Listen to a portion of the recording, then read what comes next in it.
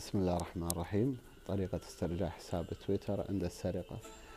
الطريقة كالتالي يا أخوان: تذهب إلى المتصفح الموجود في الهاتف عندك أو اللابتوب أيا كان، وتروح على العنوان التالي اللي أنا كاتبه مثل ما أنتم شايفين فوق بالأعلى. هذا العنوان اللي هو الدعم الفني الخاص بتويتر، ونضغط على كلمة جو الموجودة بالأسفل في جهة اليمين.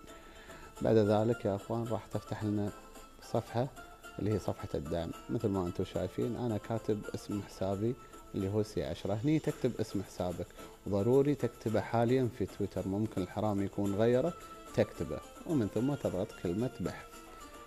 بعد ذلك راح تفتح لنا صفحة ثانية، وهذه غالبا ما تطلع، لكن إذا طلعت لك تضغط على ألا زلت بحاجة إلى مساعدة الموجودة في الأسفل، تشوفونها، تضغطون على هالكلمة.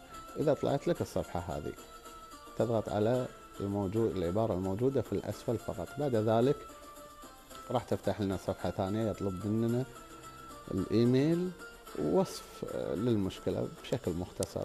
هني ضروري تكتب الإيميل اللي كان مرتبط بحسابك قبل لا ينسرق، ضروري تكون متأكد منه. وتحت لو تكتب باختصار أو حتى لو ما تكتب أي كلمة، المهم بعد ذلك تضغط على كلمة إرسال.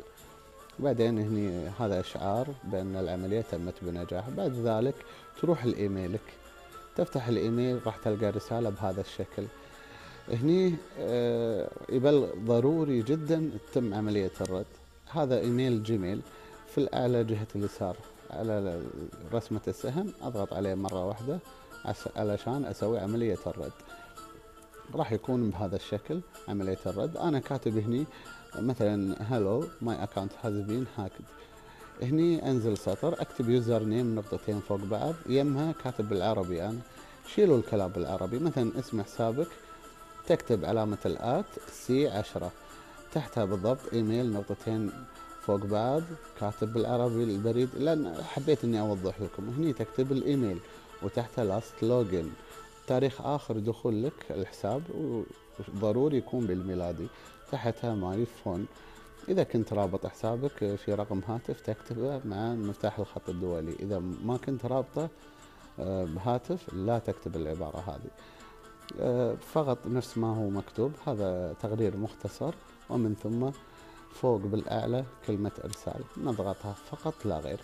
بعد ذلك راح تنتظر ممكن ساعات ممكن يوم إلين يوصل لك الرد من تويتر إعادة ربط الحساب على إيميلك. كذي نكون خالصين. بالتوفيق للجميع، أخوكم ماين كامبيف. أمان الله.